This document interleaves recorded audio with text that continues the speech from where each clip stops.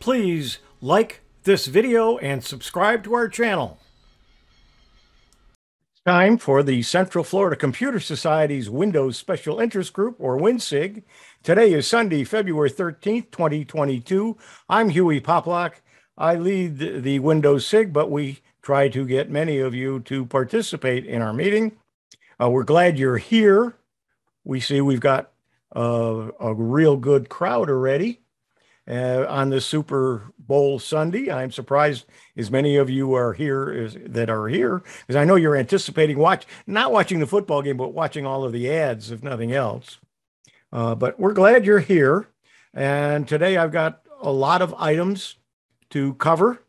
And as I usually do, I post earlier in the week, I post a copy of the topics we're going to cover with the links on the Windows SIG page, and they're here today.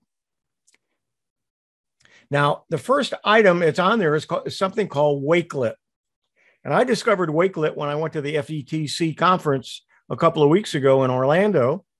And I sat through a session. I had tried it, but I didn't quite figure out what it was. And just for your information, and this is the Wakelet website. And as I'm signed in, I have today's meeting. What I've done is I've created a Wakelet, and it's sitting out here. And it's loading. Now it's got everything that I'm going to cover. And you'll see that I have each of the articles here. And all I have to do is paste in a web address here, and it adds it. So, and I can either look at it in this view, and I'm going to show you a couple of the other views that I have posted on my website, but you can just keep adding items. So let's see, somebody had an article here. Let me get this from Mike.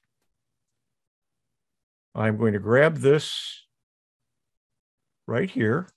I'm going to just grab the title, copy it, Control-C. I'm going to come back to, I got to move this down a little bit because my menu is in the way. I'm going to go back to Wakelet. I'm now just going to Control-V. It put it in. And sometimes if it's an article, it may have the information. Sometimes it'll show the picture. Other times I'm seeing that sometimes it doesn't. But now if I just click on it, it just takes me to it. But it's in my list of items for the meeting. And I come back to Wakelet, and then I can go to the next item and so on. So all of the items are here. So what I want to do next is come to the Windows SIG, and I'm going to go to I have a button here. This is a page on my website that you can't get to, but the only way you can get to it is click it right here. And I'm showing you either in the media, the layout form. I'm going to show you in different formats. So you notice already that one is here. And if I click, I can click and go to it and visit it. Here are the other articles. As I go down, and here's some videos. Just by putting in the link to YouTube, it puts it in the list and it tells you what it is. And then it gives you a couple of lines. Now, in the layout grid, you can have it look like this. So you can have each one in some kind of a grid. And then in the layout gallery, you've got it looking like this with forward and backward. So if I can move forward, I can move across here. And these are all of the items we're going to cover today. But instead of having just the links like I have on Huey.net, well, let's go here. Instead of having it like this, I could have it fancy. So it's called Wakelet. You can use it free. It's being used in classrooms where kids can get together and build their own list of items that they want to have in a project and so on. But I think it's something that you as an individual, if you want to share a bunch of websites with somebody, I think this is a really nice way to do it. You may not have a web page, in other words, to post it, but you can a person doesn't have to have the Wakelet program. I don't think they have to be registered to look at it. They only have to participate with it. So if I sent you this as a link, you could go to it as well. So that's Wakelet. Let me take a break here and see any questions, comments. Free cost? Free cost. Is it a free? Do you have to pay for it? It's free. There is something you do have to. You can get a pro version. And I, to be honest with you, I don't remember what the cost was on it, but I'm using the free version. So what I was doing is all available for the free version. I just think it's a neat little tool if you've got a use for it. If you don't have a use for it, don't worry about it. But just something just to bear in mind, kind of remember about. It's called Wakelet. The company is based in Great Britain. It was difficult for me to sit through their entire presentation because they all had real strong accents. However, one lady that spoke is out of Orlando. She teaches at one of the I think it's a private school or one of the, what do they call them? The other kind of schools that aren't part of the school system. Anyway, she's a teacher in Orlando. She uses it and she uses it in classrooms and she's an expert in it. And she has agreed to maybe come on and speak at one of our meetings, which I plan on doing. And then I think I got a recording of her that I haven't gone through yet that I can do a snippet, and I probably will do that for next month. So I think it's an interesting program, and I think there are some uses that some of us, and I hope some of you can utilize. Any other comments before I go back? We can start on another topic. Dick? No? Okay. Okay, next. Why is Windows called Windows? Mead sent this to me. You've probably heard the name a million times, Microsoft Windows. Let's go ahead and make this bigger so you can see it too. But how did the operating system get that way, and why isn't it named after something else like doors or ceilings? And they'll explain in the article. Microsoft Interface Manager. In 1981, Microsoft began developing the rudiments of what would later become Windows. Originally called Interface Manager, it would add a graphical overlay to MS-DOS, allowing a visual program control using a mouse instead of typing keyboard commands. It would also allow multitasking by showing different applications within boxes placed in different areas on the screen simultaneously, a concept pioneered at Xerox, PARC, with its Alto and Star computers, and later refined at Apple. In the computer industry at the time, these simultaneous on-screen program boxes were called Windows, and software that managed them were usually called windowing systems. In the early 1980s, many vendors developed their own windowing systems for PCs, including IBM with TopView, Digital Research with GEM, and VisiCorp with VisiOn. Microsoft's Interface Manager would be one of many when it finally launched several years later, and Microsoft knew it. Enter Windows. 1982, Microsoft hired a new marketing VP named Rollin Hansen, who was a veteran of the cosmetic industry. Hansen brought a new angle for defining the Microsoft's brand that involved placing the Microsoft name in front of its products with a generic or simple word after it, such as Word and Microsoft Excel. While researching a new name for the Interface Manager, Hansen reviewed trade articles about the wave of PC multitasking systems and pointed out that they had what they had in common. He noticed the term window used a lot in context of terms like windowing systems, windowing manager, and so he latched onto Windows as a generic term that would help Microsoft own the entire product category. Every time someone referred to windowing systems from then on, they would tangibly be promoting the Windows brand. According to the book, Barbarians, led by Bill Gates, interface managers, developers were reticent to switch the name to Windows, and the decision to finally do so came down to Bill Gates. Once Gates was behind the name, the developers fell in line, and Microsoft Windows was born. You can go on and read the article, and it's a nice history of it. And we're going to look at some things about when Windows 101 launched in 1985. It wasn't a breakthrough product, but it evolved over time. We're going to look at something a little later, and I don't know if it was in this article. I found it, but we're going to actually be able to look at some of the older versions of Windows. So that's why Windows is called Windows. This is a free Windows apps you should be using. And who thought that these were actually free? This is a YouTube video. So I am going to try to do this without the video starting, because we don't own the video. So I am going to stop it.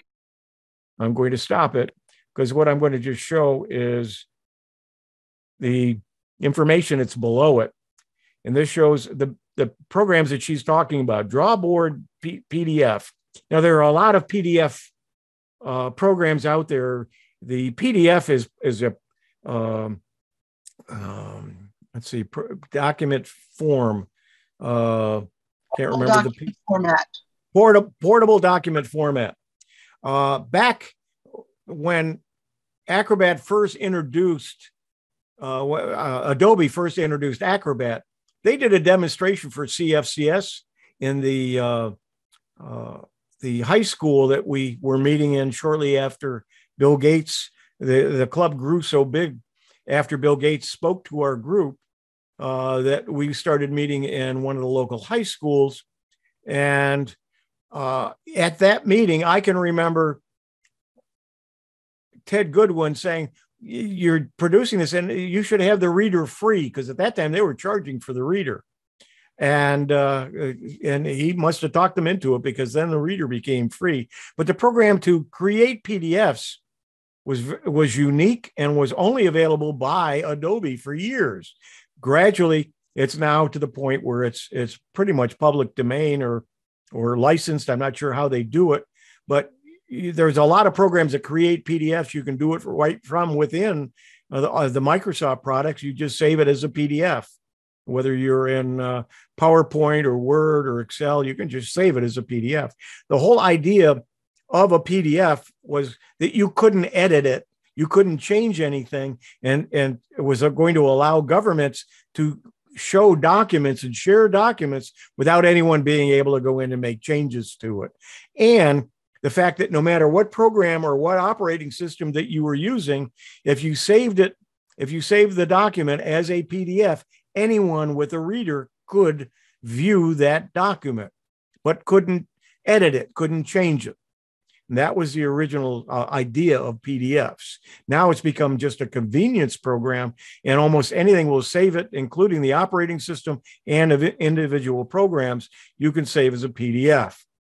As far as editing PDFs, there are some programs, and I'm playing with one right now from a program from a company that I saw at the FETC, and it does a lot of the same things as the $400 Acrobat program does. It does it for under $200. So there are some programs for that. I don't know what this drawboard does. I didn't go to that. I didn't install it. In the tab bar, I have not installed, or the crystal disk info, I didn't. The free file sync, I use something similar to it, and it's called, let's see, where is it here? Let me move this out of the way a little bit, because that's right. I use something called Always Sync. And let me make this bigger too, by the way. I use something called Always Sync instead of the free file sync, which is another program. And what it will allow you to do is you can bring up, and let's do it. You find two folders that you want to have. Let's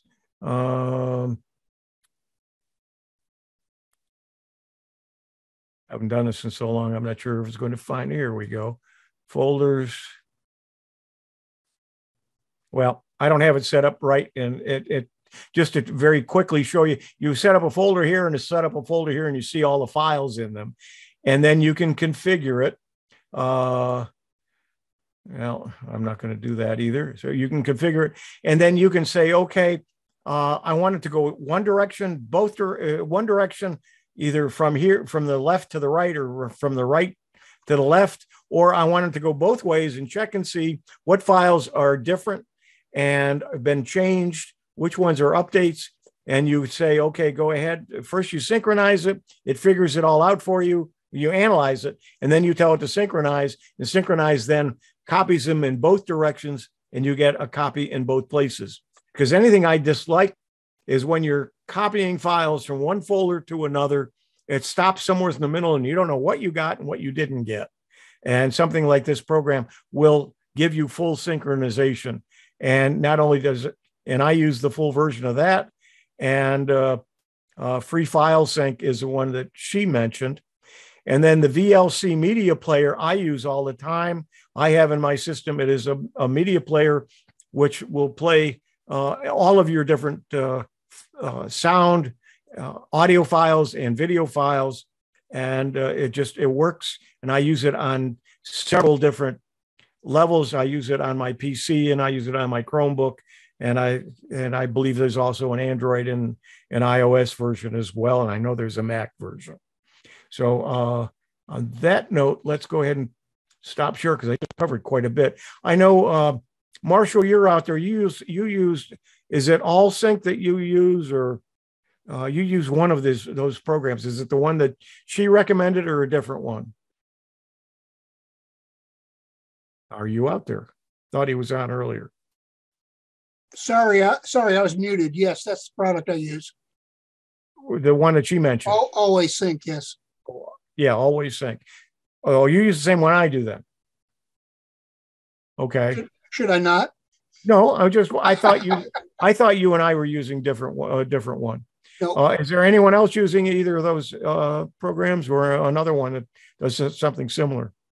Anyway, it's a great program if you're copying a lot of files, or you want to back up to a USB drive and you're not sure what's on it, what isn't, and you want to update it. This is a good program to use to do that without using a backup program.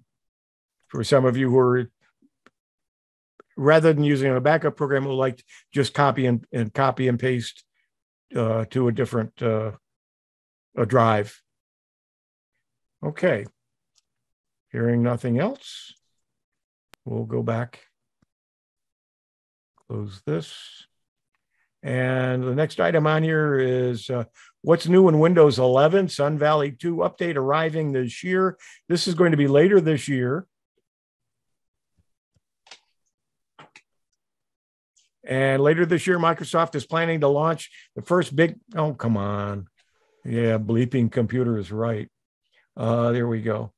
Is planning to launch the first big update for Windows 11. The update reportedly is codenamed Sun Valley 2 and is expected to ship with a new task manager, improvements to start menu and taskbar, and more.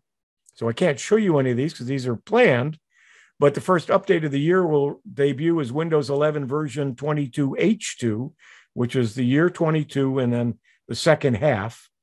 And it's essentially based on the existing version of Windows 11. However, it will be delivered as a full feature update rather than an enablement package. It's not going to be a massive release, but Microsoft has already confirmed that the update will pack a bunch of quality improvements.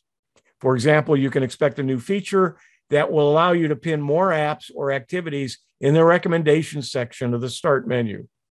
There's also there's a possibility that some of the new features will be released using Windows Feature Experience Packs, which is a new way to update and improve the OS without major feature updates. So they're going to change some things on us again. The Task Manager is going to be changed as part of the major update. Task Manager will be getting a new design based on Fluent UI, or user interface, and Win user interface. Still, it will retain the existing information screens such as processes performance, startup, users, details, and services. And this is what they're talking about here. Unlike the existing task manager, the redesigned app will use a new sidebar or hamburger menu to display processes and performance options. This would make Task Manager easily accessible on touchscreen devices. And they're going to change the natural narrator voices. The voices for narrator will sound more lifelike. It'll allow users to enjoy scenarios like browsing the web, reading and authoring mail, and so much more. Microsoft says the new narrator voices use modern on-device text-to-speech, and once downloaded are supported without an internet connection. And there's going to be a new flyout design and some new snapping experiences. And if you're in the Windows Insider Dev program, you can try out some of these things. So Microsoft is always updating and making changes. Let's make this bigger too. 3 ways to make the most out of the God mode on Windows 10. And that's this article. Let's make it bigger. Now I can make it full screen, but the reason I don't, somebody always suggests, why don't you make it full screen? Sometimes I need to get to the desktop and it just makes it easier to do it that way. So hopefully you're seeing everything clearly. But let's see if I can close this off. No, do that. Well, almost. Okay, on Windows 10 and 11, God mode refers to a system shortcut that shows you a vast list of control panel items. And while it's a huge list of over 200 system options, it can be daunting to look through. Having it around is a good idea in case you need it. As such, there are 3 ways to customize it or to make it even better. But how do you get it? Well, if you haven't turned it on yet, you can enable God mode by creating a folder on your desktop and then you rename it. So I'm going to take this from the article and I highlight it. Again, I do a Control-C to copy it, or I could right mouse click and copy, but I've already done it. Then you go to your desktop, minimize this too, go to your desktop, and in a clear space, some of you have trouble finding a clear space, but in a clear space, go to New, and come up here to Folder. Click Folder, and then in this box, it's already highlighted, but if it's not, if you've already clicked outside of it, highlight the title, and then just do a paste. And paste that line that was in that article, and then click outside the box, and then you will see you'll have an icon for God mode, and if you double click it, it opens up God mode. And this is what it looks like. And let's go back to the article. So we now have enabled it. We know how to get to it. The folder will transform into a shortcut file, which is what we just did. If you open it, you'll see a list of every single control panel setting available. And there are a lot of them. By the way, if you don't understand some of this, and you don't understand what a lot of those things in the control panel or in the God mode, by all means, be careful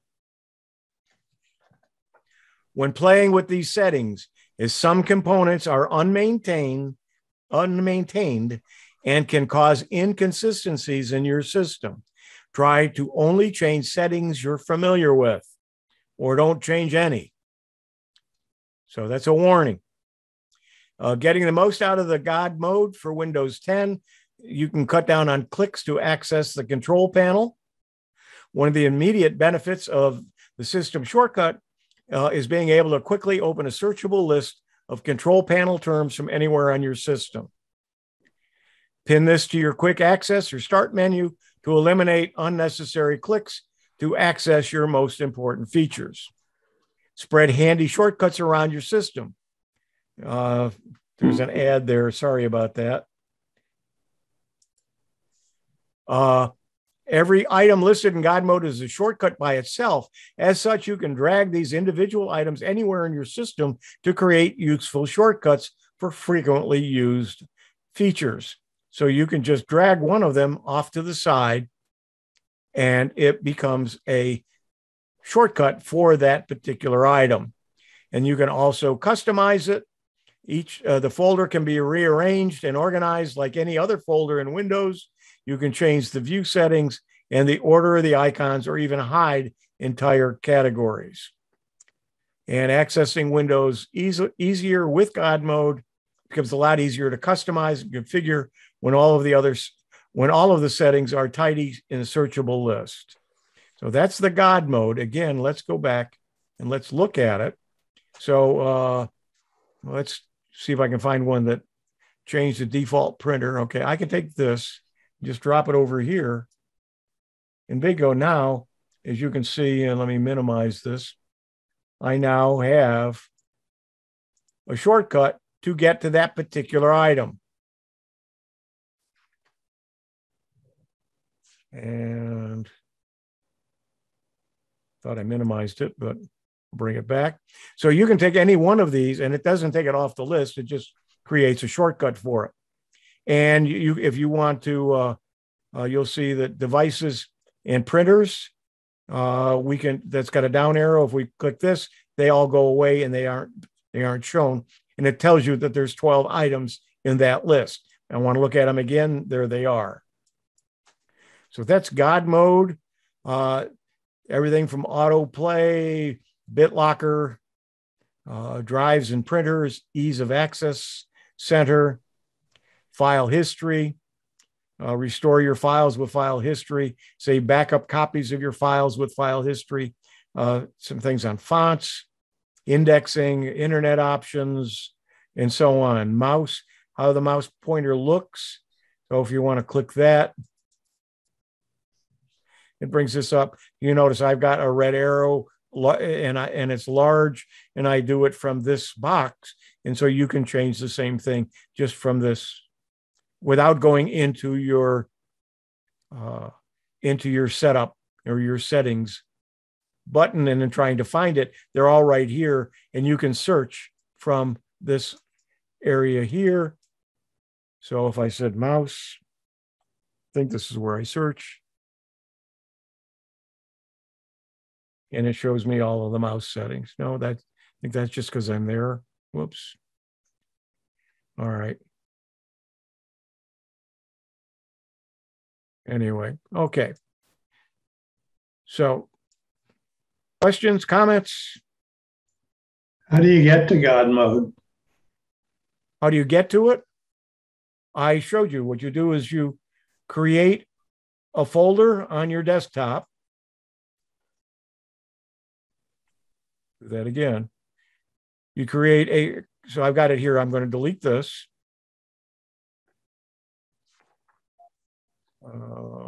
Delete. I keep forgetting it. In Windows 11, the delete is not a word. It's an icon. Okay. You're not sharing your screen. Oh, good point. Thank you. And I just deleted it that was there. So let me bring back. I get in so much of a hurry to show you, I forget to share my screen to do it. Okay, so I deleted the one that was there. I right mouse click and just go to new and folder. I've created a new folder. Now I got to find the God mode phrase that was in that article, and I have it in right now in my clipmate. So all I do is Control V, take that, and I'll show you where that is again so you can copy it. And then I paste it in here, press enter, and it's now God mode, and you can click it and it opens it. Again, that article is this article, and what I copied was right here. Copy this whole thing right here, and then paste it into the folder name of a new folder, and that will become your God mode. I hope that answers your question. Jolyn, you have your hand up. Yeah, the only thing that happened when I try that, and I've tried it a couple of months ago and it didn't work, and I tried it again today and it didn't work. I get the notice that only certain characters are allowed in a folder name, so it's not letting me add, and I think it's the curly Q parenthesis that it's not letting me add in. So I can't paste it to my desktop. And what version of Windows are you running? Windows 10 Home. Okay, I'm running Pro. Maybe that's, of course, I'm Maybe running it's a Pro 11. thing. Yeah, maybe a Pro thing. Yeah, Okay. and I'm running That's 11. Anyone else having a problem with that? I have 10 home and I have no problem. I have God mode. Yeah, I'm running Pro, and what I'm getting is an empty folder when I click on it. Oh, don't click on it. You want to rename it to I mean, after I rename it, and then I click to open it. Oh, fuck. Make sure you haven't you don't have any extra spaces in it.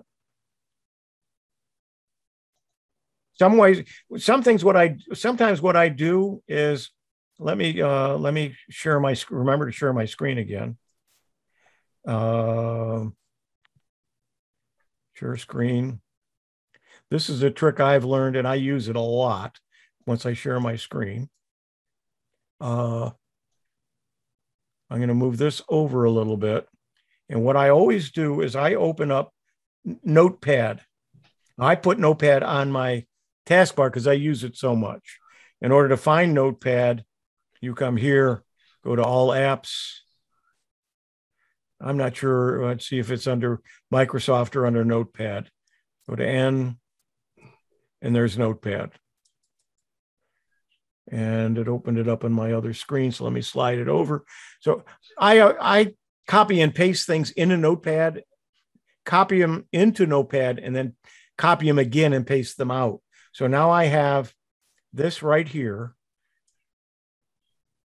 I'm going to copy it and then paste it.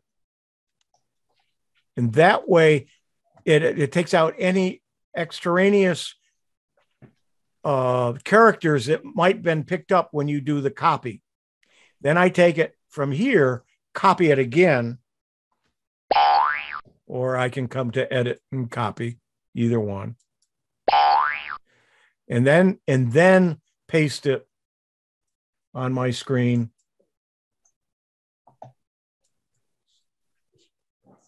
Again, new folder, and it's got to go in here. So if I open this, it'll be an empty folder. So I got to make sure I change the, whoops, see what I mean? So let's go back. We'll come back here, and I'm going to click once where the title is here to highlight it. And I can either hit backspace, and so it's empty, and then paste it, Control V, and then hit enter. Okay, there's already one there. So click a new folder with the number 2 on it. It clicked it again, and there it is. Okay, my problem was my last bracket wasn't a curly one, and I fixed it, and it works. Okay. And John, you might try that too. It might be picking up an extra character. Any other questions, comments? God mode is, if you know what you're doing, it's a useful tool. If you don't know what you're doing, don't consider it. Okay, let's see. Let's go back, share my screen. Comments, anybody, before I go? No? Okay. How am I doing for time? Okay, we're doing good. And we're here. Whoops. I have that center cam coming down on my screen. And because of that, I have to sometimes move things around. Okay, so we're down to 3 ways to make the most out of God mode. So the next article is how OneDrive works, the very basics. Again, this is a YouTube, and I just want to show you this. You need to watch this on your own. It's not, it's because it's YouTube. I don't want to include it in here. I'm not sure whether I can. Let's stop it. How? It's a real good article. This is Leo what's his last name? Nodding Bloom, something like that.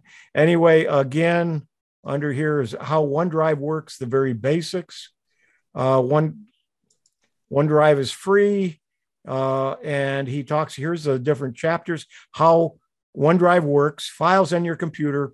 OneDrive automatically copies to the cloud, copying a file to OneDrive, moving a file to OneDrive, OneDrive synchronization, which is really important because there's a way to have them synchronized and then have it only go to the cloud and not be stored on your computer.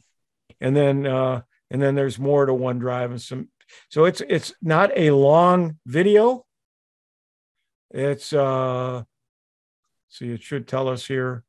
It's about 12 minutes long, but I think it's if you don't quite understand OneDrive or you need some help in how it works and understanding how it works, this is a very good video to watch. I use OneDrive. Because I have the Microsoft Office, because I have Microsoft Office 365, I get a terabyte of space. So I have a lot of things stored out on my OneDrive. A lot of them are also on my hard drive, but not all of them are. Some of them I just store out on OneDrive. So it's a good idea to know how to keep some things on OneDrive and not have them on your hard drive. Because if I have a terabyte of storage on OneDrive, but if I only have a 500 gigabytes hard drive, I don't want to have everything on that I want to keep out on OneDrive also on my hard drive. So which things are cloud only? And when it's cloud only, when you want to use it, you click on it and it'll download it to your hard drive for you to utilize. And you can then delete the version that's on your hard drive without deleting it on your OneDrive. Any comments, questions about OneDrive? Do some of you use it and don't know what you're doing with it? Or do some of you just not use it because you don't know what to do with it? You can nod your heads if you don't want to speak, but if you want I use OneDrive. I think it's great, but you are limited, I believe, though, in the space if you don't have 360. I don't remember how much storage you have, but I think that it's limited for the free version. Yeah, I think you get 15 gigabytes free. I think that's right. Just by having a Microsoft account. Right. But you can buy more, and it's not expensive. Yeah. So you can buy more space, but it's a good place to store things that you can get to and you can share. Now, I had to work on some videos for a client this week, and they were quite large. One of them was 77 megabytes. Another one was close to a gigabyte, and I could put it out on my OneDrive, click share, and get a link, and then send that share to somebody to be able to that lady to be able to just go to it and then download it to her computer and utilize it for her presentation that she wanted to use it for. So can you access it with your cell phone as well? I think you can, but I believe you can. Yeah. If you've got Android, there is a OneDrive app. Yeah. Because you don't have a Microsoft phone, I doubt. Right. But yeah, and if you got even my Chromebook, I can get to it using the app as well.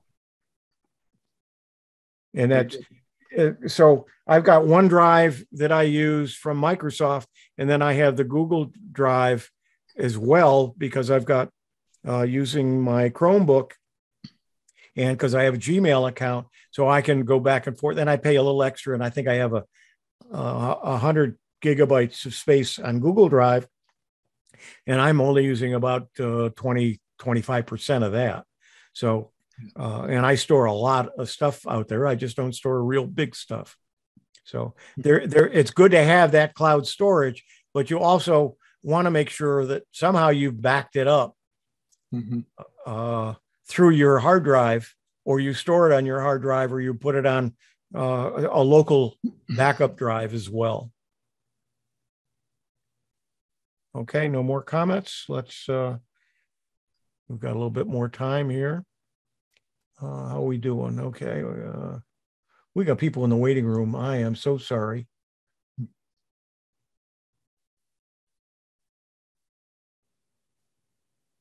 People in the waiting room, I hope, I apologize if you've been waiting out there long. I hadn't noticed. And the only one I've got watching is Bob, and Bob left. So, Marshall, can I appoint you to monitor that for me? Are you still Absolutely. here? Okay. Yes. Okay. So I apologize to those people who were in the waiting room long. I forgot that Bob was the only one that was admitting people, and I've been busy presenting and talking and talking and talking. Oh, okay, let's see. I need to, before I do that, I need to share my screen again.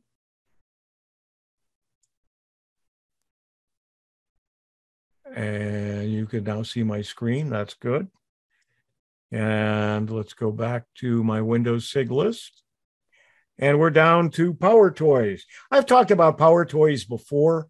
If you don't know what PowerToys are, they're explained in this article, which is two down from that. And it talks about all the different PowerToys that are available. PowerToys, let's see, Microsoft has been releasing more and more PowerToys for Windows 10 and 11. This open source project adds many powerful features to Windows, from a bulk file renamer to an Alt-Tab alternative that lets you search for Windows from your keyboard. There's how to get Microsoft PowerToys.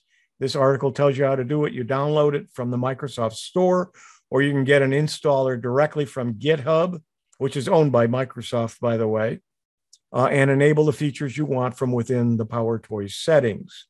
And you can launch PowerToys from your start menu, and it will remain running in the background. Mine probably is running.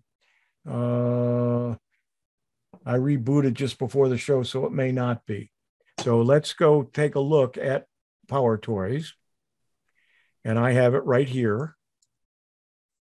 If I click it, hopefully it'll open.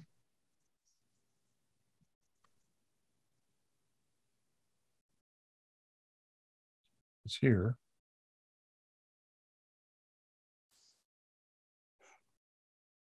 Sometimes here it comes. Okay, this is PowerToys. And you've got several programs that it runs, and it's added some things this last time, and that's what the next article was about. Let's go and look at the back to the article here. And that's PowerToys adds web search and always on top. The always on top you get to by, let's see, you can, once you've got the PowerToys running, Windows key Control T. So let's say I've got, let me find something I've got running here. I've got this, let me minimize this. Oops, I didn't want to minimize it. I want to make it smaller. Make it so it's not full screen. We'll make it small. And let's say we wanted to have this on the screen all the time. But if I come over here, it's hidden. Well, what I can do, if I highlight the program, it's the one it's highlighted right now. I hit the Windows key and Control on my keyboard and the letter T. You can see that it put a little blue line around it. So even if I bring this forward and make this active, it's still covered up by this. And if I open up something else here, if I open up, let's see if I got something here that I can show. Well, here's a family picture. If I open this up, and notice that it's still in front. No matter what I do, it stays on top. And it's an on-off switch. So I come back to this and I hit Windows Control T. That little blue line goes away, and it's now, if I bring this up, and it's now covering it. There are some times where you always want a particular window on top. It always gets lost, and you're working on a few things and you want that. This is a nice tool to be able to do that. Now, the other thing that it mentioned in the article was that you can now search. Let's see, where is it here in the article? You can now search. Another big upgrade in this PowerToys is for the PowerToys Run tool. The replacement for Windows Run dialog box now includes the ability to search the web. So a lot of times to get to the run command, you would come down here and just type in run, press enter, and you get the run command, and you can type anything in that. But if you use the one that's in the PowerToys, again, let's find the PowerToys, and we use the PowerToys run, we click that, and then let's see, it's enabled. I did this, and I got to remember how I do this.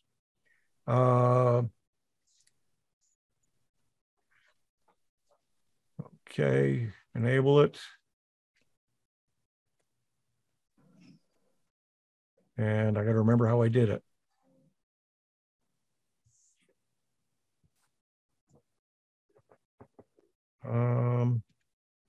Okay, I did this earlier, I promise. So if I hit this and run now, let's see what happens. I don't know if I get the new one or not. No, that's not it. That's the other. How did I got to remember where the box is to type in PowerToys run.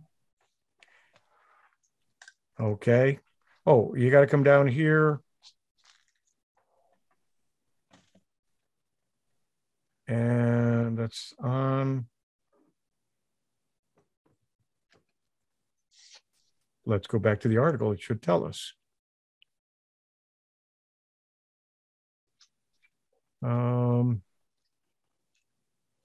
It's replacement. So it now includes, so I don't remember how to get to it. So I apologize. I only learned how to do it this morning, and I don't, in short-term memory. Welcome to the PowerToys. Quick Launcher has added the abilities. Learn more about PowerToys Run. Let's see what it tells me. This is how you figure it out, folks. See, I'm just, okay, let's see, to run, Alt space. Okay, that's it. So see how easy it is to figure these things out when you're working with them. So if I hit Alt and space, there we go. And if I hit question mark, then space, and then let's put in CFCS. Let's see what we get. We're going to get CFCSs, so we get all kinds of things, but not what we're looking for, of course. But you can see that it immediately took me out to the web. So at any time, all I have to do is Alt space, and I get a box. So if I put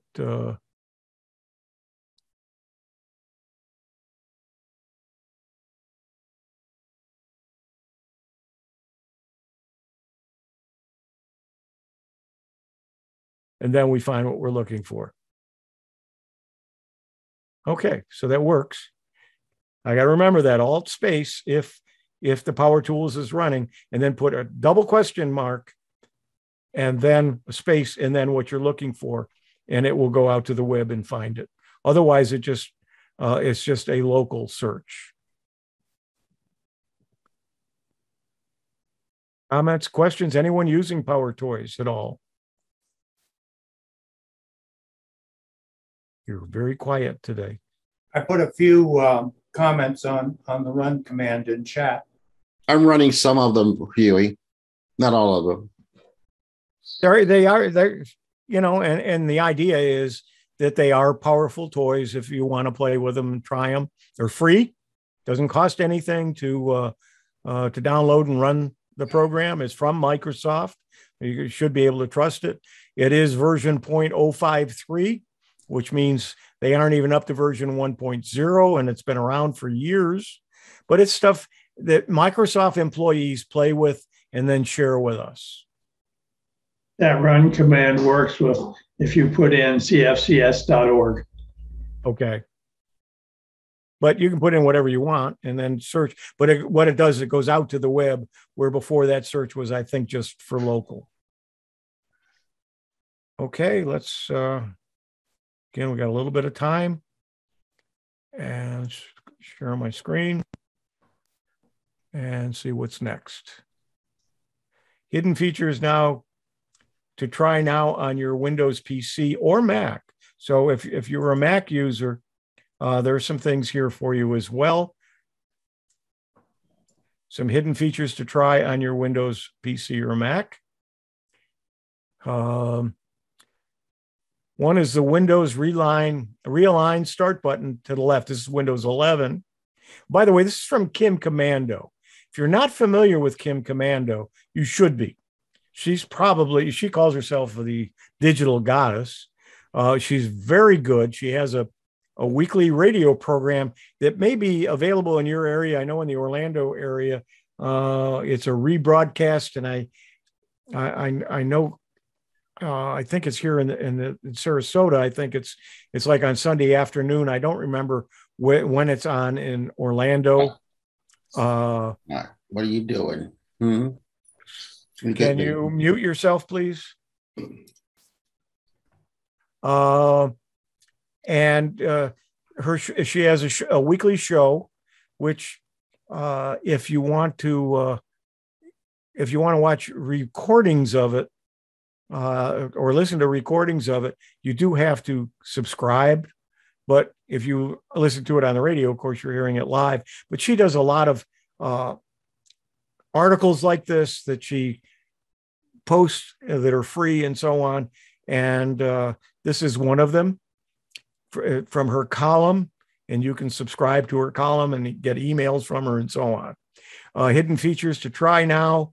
And as I say, the realign button. So you go to this is Windows 11. If you do the Windows key and the I think it's I, it might be L, but it's Windows I. It takes you right to your control panel. And what you have to do is come down to, let's see. It tells in the article, personalization and then taskbar. So we got to come back down to that.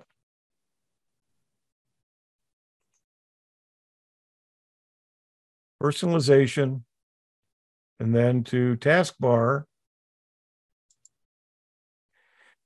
And then under taskbar behaviors, you hit the down arrow.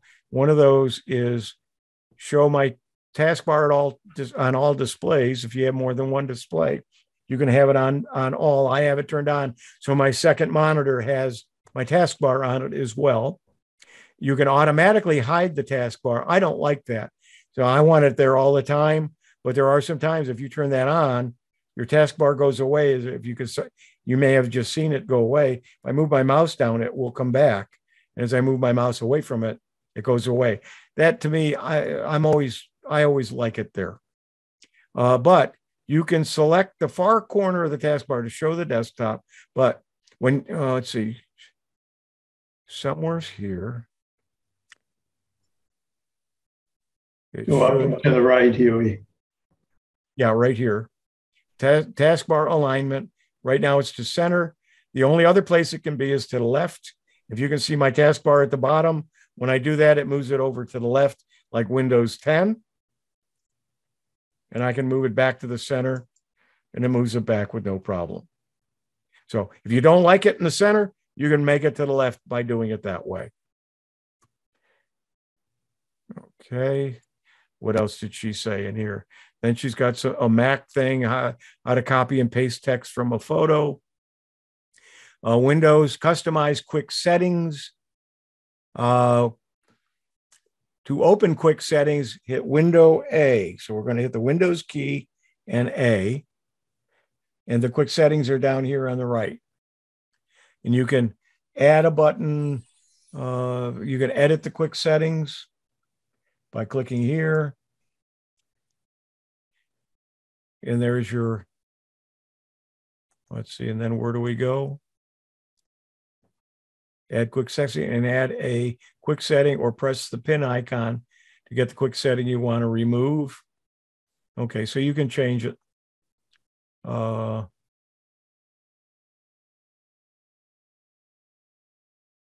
Under display. That gives you you can change your displays. There's all kinds of things that you can get to, and you can get it from that quick settings menu, and you can add things to it. You edit and then add to the button. So if we come down here to the quick settings, okay. Windows A, settings, and then you can add to it. Okay, Windows A, we'll do that one more time before I go away. Here it is. The edit quick settings is what I was looking for. And you can move these around, add new ones and so on. You can add one here. And so it gives you some choices, some things you can add. Okay. And you can try out Quick Notes on a Mac. Easy way to launch voice typing. All you have to do is click the Windows key and H, and then tell it to stop listening when you're done. And so that's another good article.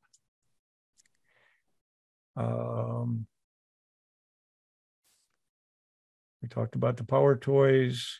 I want to show you this before we go. This is called About PCjs. I'm going to show you how you can waste an awful lot of time if you're a long time computer user and go back in time. This is called PCjs Machines. It's the home of the original IBM PC emulator for browsers. So I go back, my first PC wasn't an IBM PC. If I look down here, this is hard. I want hardware. IBM PC. My first PC was an AT&T computer, and it was the AT&T PC 6300. So what I'm going to show you is I'm going to click that, and I click on color graphics, and look here.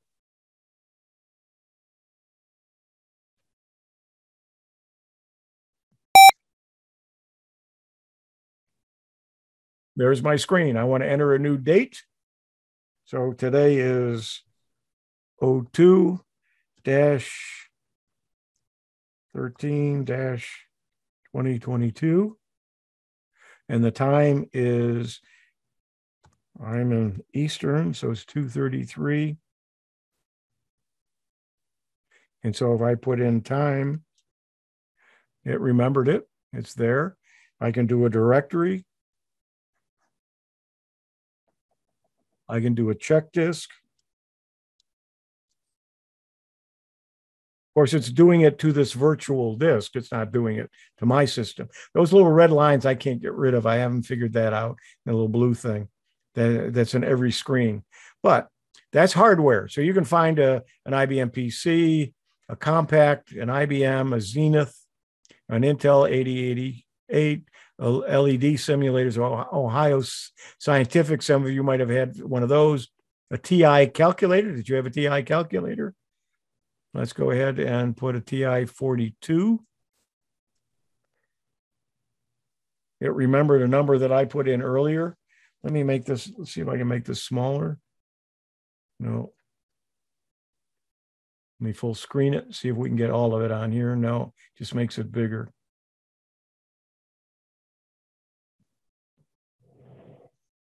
But I can type in something times 5 equals, and it's actually functioning as a TI 42 calculator. Software, IBM PC, applications, IBM, multi-plan, but let's come down to Lotus 1, 2, 3. 123A. We'll go ahead and click it.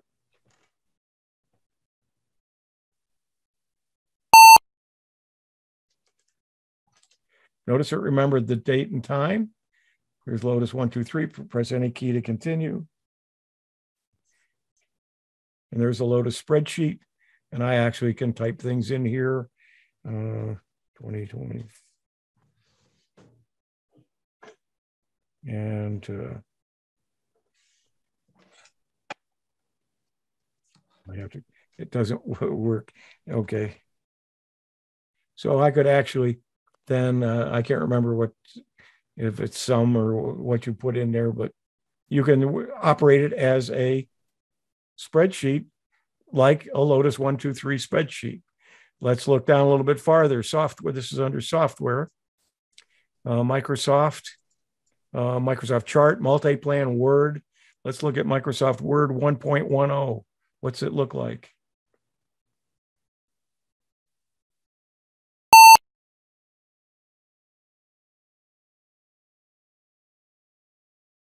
Well, I'd have to start it. And let's see, Word. Just type in Word.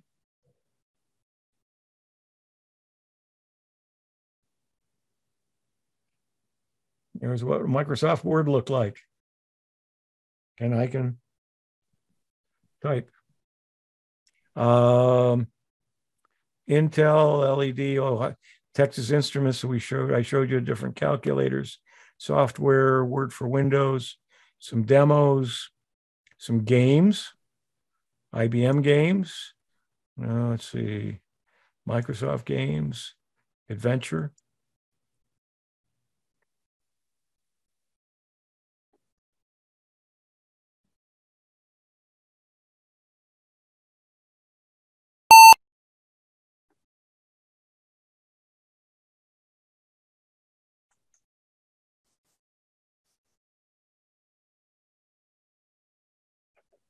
Some of you may remember how to play these games. I don't. Which cage image enter to restart?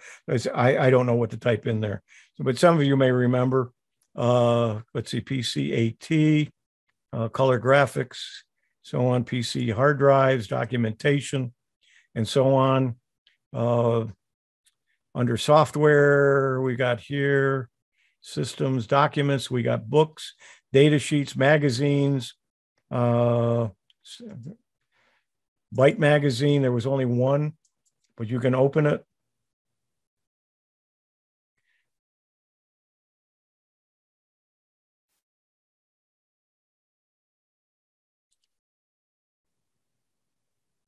Okay, what it did, it downloaded the magazine, and it's downloading it as a PDF. And there's the magazine. There's a processor. So some of you will go back and are interested in those kind of things. That's available for you. Let's come back down here. Manuals, there's papers, photos, and some things are here. So just a lot of things you can really waste a lot of time at. If you've got if you like the old time stuff, you certainly can go back and take a look at them and waste a lot of time playing with and trying to figure out how to use the keyboard for some of the games. I was playing Space Invaders earlier, and I didn't quite know which keys to hit, and it kept bombing me out. But anyway, comments, questions, that's it for today. You tried playing Civilization? Is that on there? Well, Civilization is one of the best games I've ever seen. It's astounding. Okay.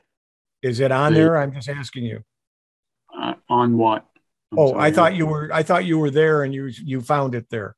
I don't know, but I'm just saying that there's a limited number of things that are there. But again, if you go to the WinSIG page, there's a link. It'll take you to that, and you can bookmark that PCjs website, and then use it and go through and take a look at some of the older stuff.